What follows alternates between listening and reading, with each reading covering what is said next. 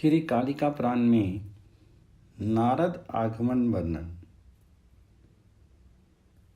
ऋषियों ने कहा कि गिरि की पुत्री काली कैसे जगतों को प्रसूत करने वाली हुई थी।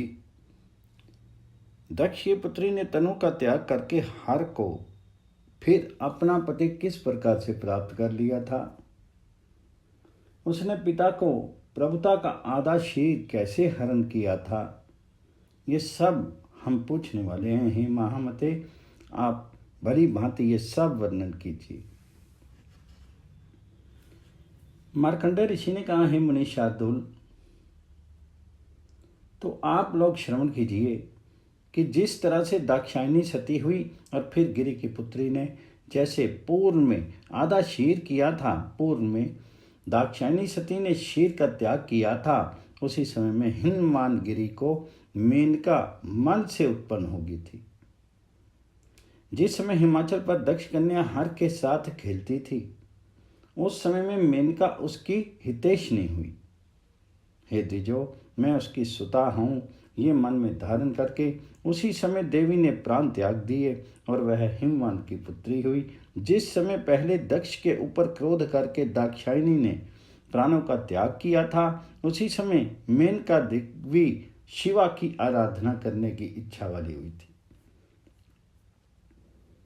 उसने महामाया, जगत की धात्री, सनातनी, योग निद्रा, मोहिनी, जो सब प्राणियों को मोहन करने वाली है और सब स्वर्गवासियों की रक्षिका है, उसी शिवा का आराधन किया था। उसने अष्टमी में उपवास करके नवमी तिथि में मोदकों, बलियों, पिष्टों और पायसों तथा गंध और पुष्पों से चैत्र मास से आरंभ करके 27 वर्ष तक प्रतिदिन शुचि होकर के पुत्र की इच्छा से भली भांति पूजा की थी। गंगा में औषधियों के प्रस्थ में मृतिका से परिपूर्ण मूर्ति का निर्माण करके पूजा करती थी। किसी समय तो बिना ही आहार के रह जाती थी और किसी समय व्रत धारण करने वाली होती थी। शिवा में अपने मन को विन्यस्त कर देने वाली उस मेनका देवी ने जो परम भक्ति की इच्छा रखने वाली थी, 27 वर्ष व्यतीत किए थे। 27 वर्षों के अंत में जगत की माता जगन्मयी परम प्रसन्न हो गई और प्रत्यक्ष में प्राप्त होकर के बोली। देवी ने कहा, हे देवी, आपने जो प्रार्थना की थी वह अब मुझसे याचना करो, मैं तुमको सभी कुछ दे दूंगी। जो भी तुम्हारे हृदय में वांछित मनोरथ होवें। इसके अनंतर मेनका देवी ने प्रत्यक्ष में समागत हुई कालिका का दर्शन करके उसने देवी को प्रणाम किया। इसके अनंतर वह बोली, देवी, मैंने इस समय आपके प्रत्यक्ष स्वरूप का दर्शन प्राप्त किया है। हे शिवे, यदि आप मुझ पर सुप्रसन्न हैं तो मैं आपकी स्तुति करना चाहती हूँ। इसके अनंतर सबको मोहित करने वाली कालिका माता यह कहकर के फैली हुई बाहों से मेनका का उसने आलिंगन किया था। उसके उपरांत उन मेनका देवी ने अभीष्ट वाणियों के द्वारा प्रत्यक्ष रूप में विराजमान शिवा का स्तवन किया था। मेनका ने कहा, जगत के धामों को प्रेरणा करने वाली, लोकों को धारण करने वाली चंडिका, जगत की धात्री और सब कामों और अर्थ को धारण करने वाली को मैं प्रणाम करती हूँ। नित्य आनंद वाली, ज्ञान से परिपूर्ण योग निद्रा, जगत को प्रसूत करने वाली, शूद्रा, शिवा, विधाता, शौरी और शिव के स्वरूप वाली को मैं प्रणाम करती हूँ। मायामती, महामाया, भक्तों के शोक का विनाश करने वाली, काम की वनिता, चीती, शिवा, आपको मैं नमस्कार करती हूँ। सत्व के उद्रेक से मिथ्या जो यहाँ पर होने वाली है और जो नित्य प्राणियों की बुद्धि के स्वरूप वाली है, वही आप यतियों के बंधन का छेदन करने हेतु हैं। ऐसा कौन है जो मुझ जैसे द्वारा आपका प्रभाव कहने के योग्य होवे, अर्थात आपके प्रभाव का कोई भी मुझ सरीखा नहीं कह सकता। जो आप सामों की सिद्धि की शक्ति हैं तथा जो आप अथर्ववेद की हिस्सा हैं, वह आप नित्य कामा हैं और मेरे इष्ट को करें। नित्या नित्य भागहीन पुरस्थ जिन तन मात्राओं के भूतों का स्वर्ग पतित होता है, उनकी सदा नित्य रूपा शक्ति आप ही हैं। कौन सी स्त्री है जो आपके योग्य कथन करने से समर्थ हो? आप जगत को धारण करने वाली हैं, जिनके द्वारा ब्रह्मा वश में किया जाता है, वह आप नित्या मुझ पर हे माता प्रसन्न होवें। आप जगत वेद में रहने वाले शक्ति के स्वरूप वाली, सूर्य के किरणों की दाह करने वाली शक्ति आप ही हैं। आप चंद्रिका की आनंद करने वाली शक्ति हैं। आपका मैं स्तवन करती हूँ और अंबिका को प्रणाम करती हूँ। योषित के प्रेमियों की आप योषा हैं।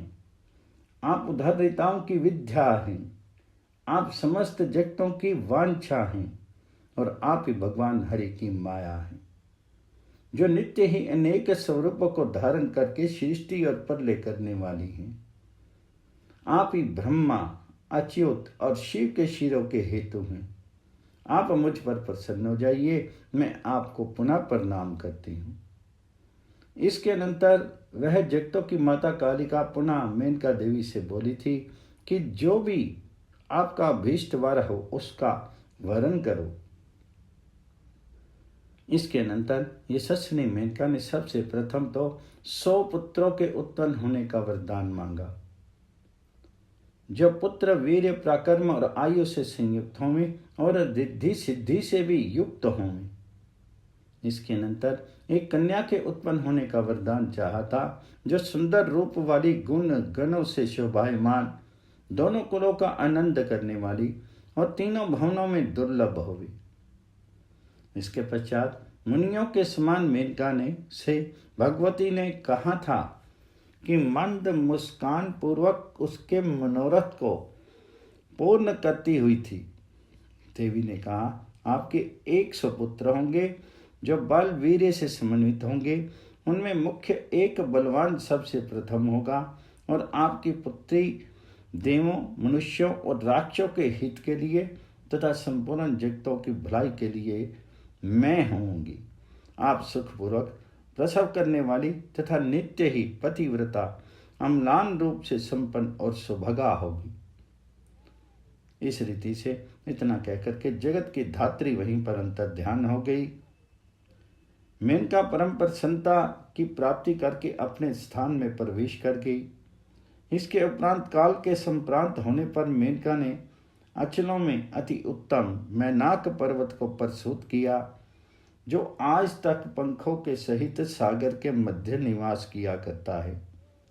ये सभी पुत्र महान वीर्य वाले, महान सत्व से समन्वित और सभी गुण गणों से सुसंपन्न थे।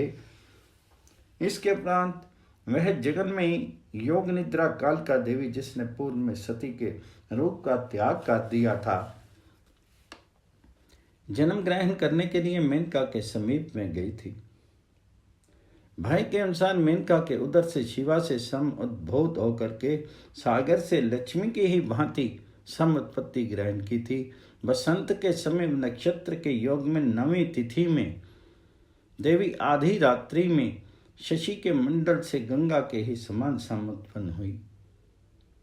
उसके सम उत्पन्न होने पर सभी दिशाएं प्रसन्न हो गई थी। उस अवसर पर परम शुभ सुगंधित और गंभीर वायु बहने लगी। उस समय पुष्पों की वर्षा हुई थी और जल की वृष्टि भी हुई। जो अग्नियां शांत थी वे प्रज्वलित हो गई थी और घन गंभीर गर्जन करने लगे थे। उस देवी के सुसंपन्न होने मात्र से सबने स्वास्थ्य की प्राप्ति की। नील कमलों के दलों के समान सम उत्पन्न जो श्यामा थी, देवी मेनका अतीव हर्षित होकर के परम आनंद को प्राप्त हुई और देवों ने भी उस समय बारंबार अतुल हर्ष की प्राप्ति की। गंधर्व और अप्सराओं के समुदाय आकाश में स्थिर होकर के स्तवन कर रहे थे। हिमवान की सुता को काली नाम से बुलाया था तथा काली नाम से गिरि नंदनी कीर्तित की गई थी। इसके उपरांत वह वर्षा के समय गंगा तथा शरद काल में चांदनी के समान बड़ी होने लगी। प्रतिदिन वृद्धि को प्राप्त हुई वह सुंदरी चंद्रबिंब की कला की ही भांति शोभा धारण करने लगी, अर्थात मैं दिनों दिन विशेष सुंदरी होती चली गई। वह बालिका भाव को प्राप्त हुई क्रीड़ा करती, सखियों के साथ परम प्रसन्नता को प्राप्त होती। जिस प्रकार से सरिताओं के समुदायों से कालंदी विपुलता को प्राप्त किया करती है, षड गुणों से ने स्वयं ही उस देवी के पूर्व जन्म के वशीकृतता को प्राप्त कर लिया था। हे द्विश्रेष्ठो, वे षडगुण वर्षा को कालिका के ही समान स्वयं ही उसके समीप आकर उपस्थित हो गए थे। उस देवी ने अपने गुणों से देवी की कन्याओं का भी अतिक्रमण कर दिया था, अर्थात देव कन्याओं से भी अधिक गुणों वाली हो गई थी। अपने रूप लावण्य से अब अप्सराओं से भी अधिक थी। वह बाल्यकाल में ही निरंतर बंधु वर्ग की प्रिय और शुभ थी। उसने सद्गुणों द्वारा अपने बंधुओं को माता और पिता कर दिया था। वह जगन माता नित्य ही अपनी माता का स्तमन करने वाली थी और अपने पिता के यजन करने में तत्पर रहा करती थी। वह सदा अपने भाइयों के साथ रहने वाली वह संपूर्ण जगती की माता सरदा कन्या के स्वरूप में समुपस्थित हुई थी।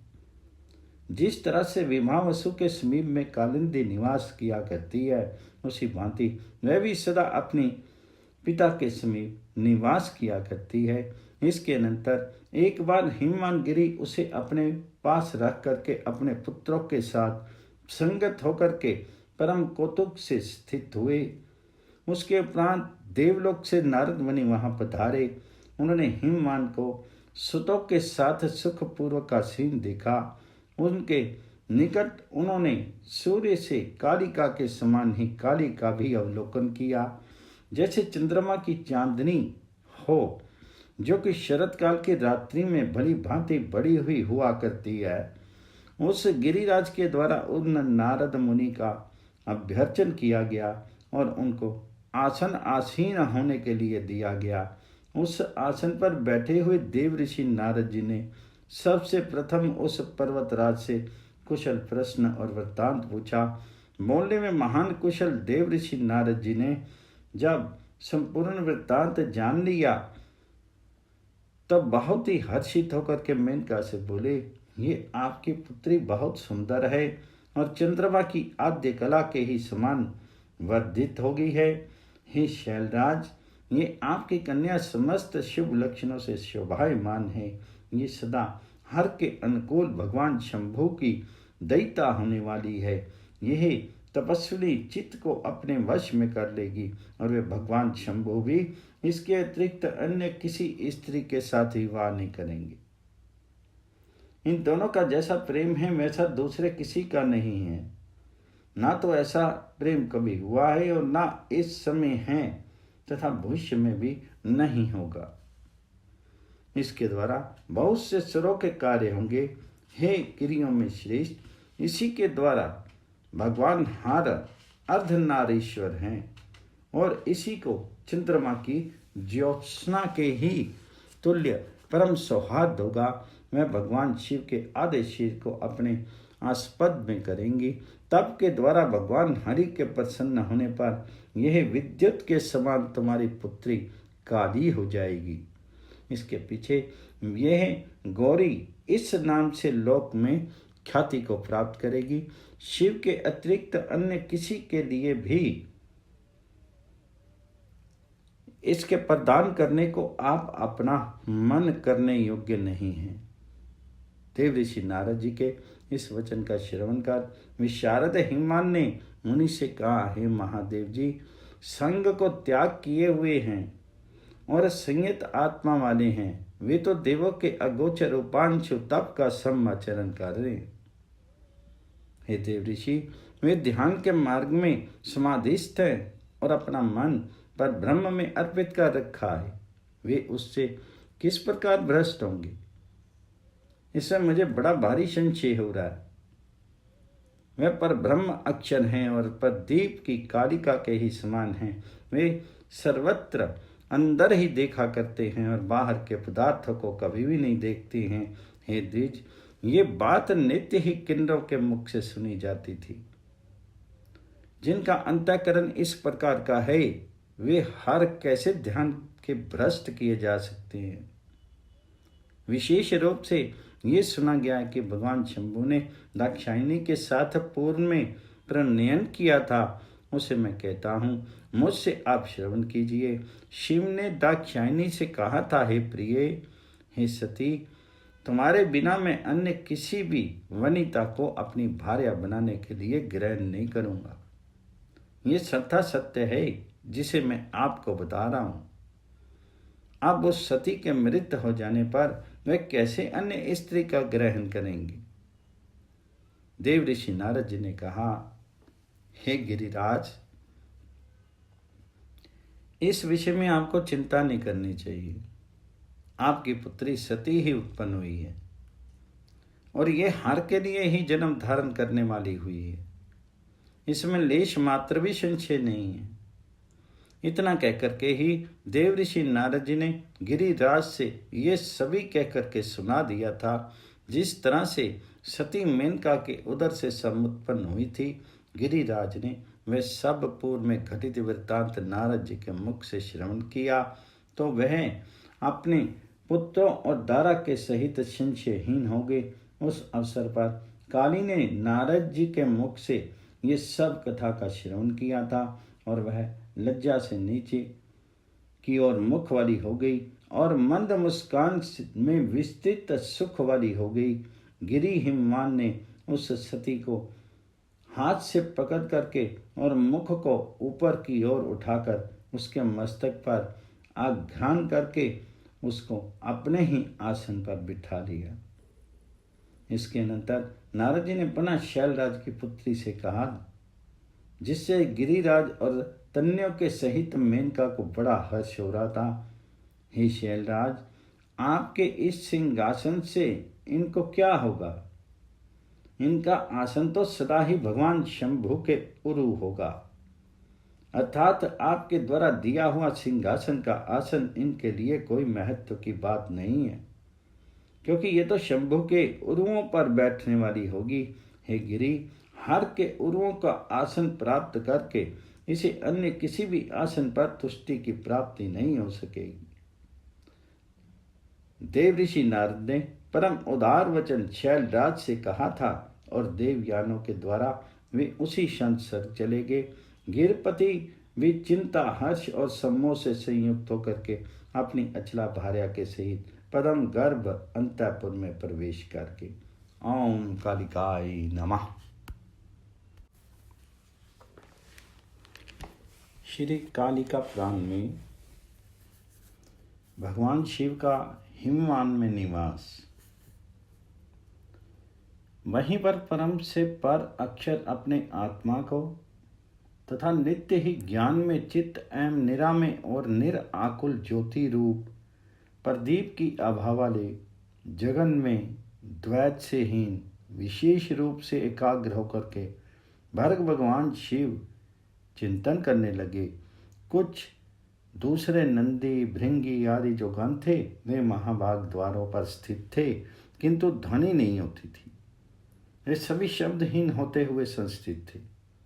अन्य गण वहां से सुदूर अंतर पर स्थित होकर के क्रीड़ा कर रहे थे।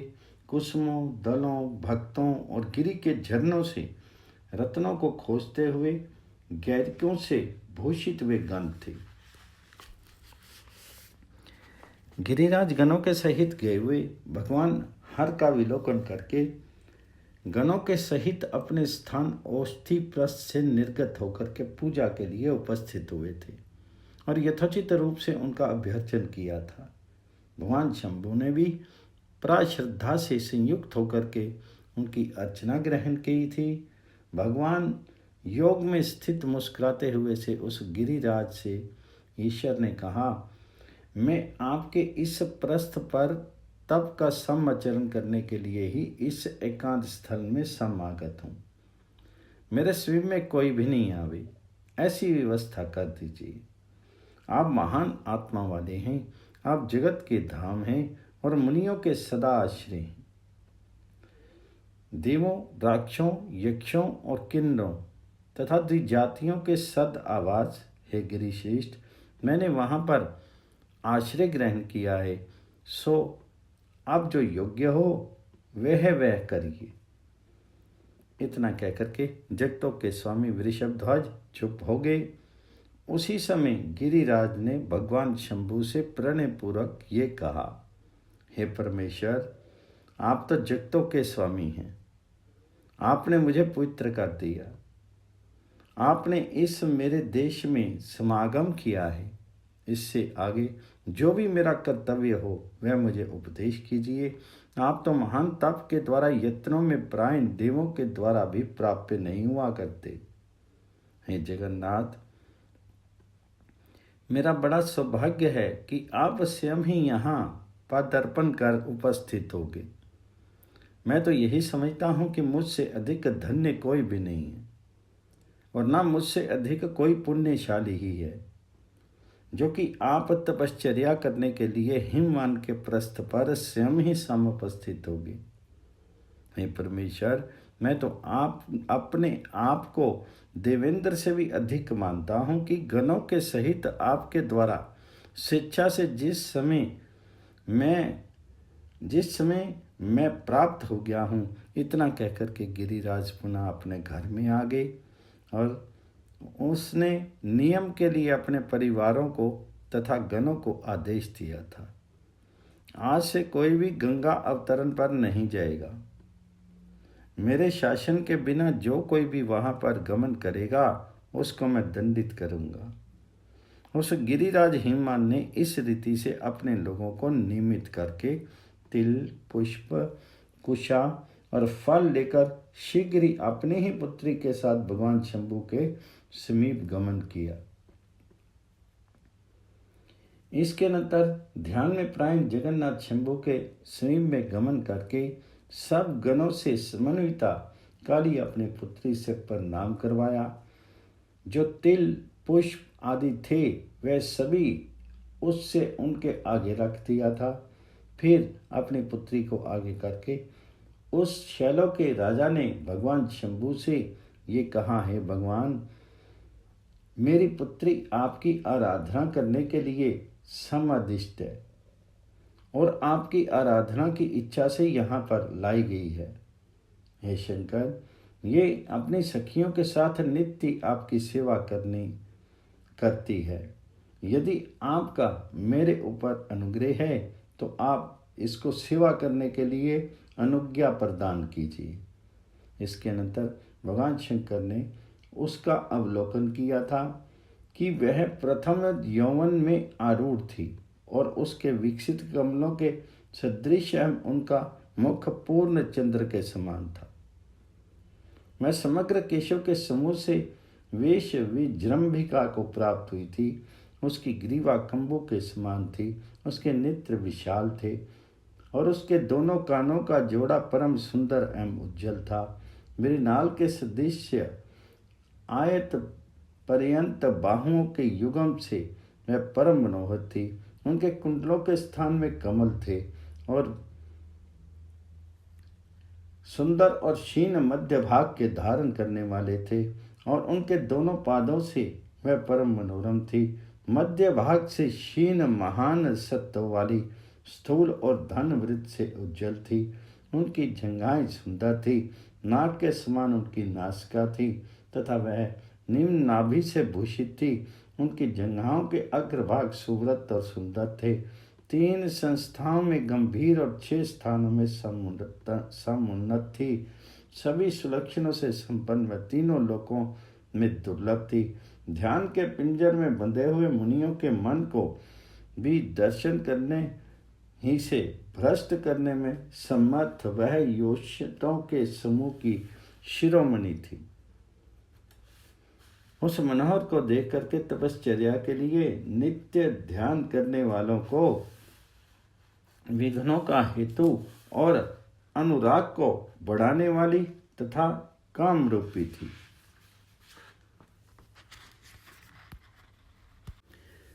उन गिरिराज के वचन से उसकी पुत्री को भगवान शंकर ने, जो गौरव से भी गौरव थे, सेवा करने के लिए स्वीकार कर लिया।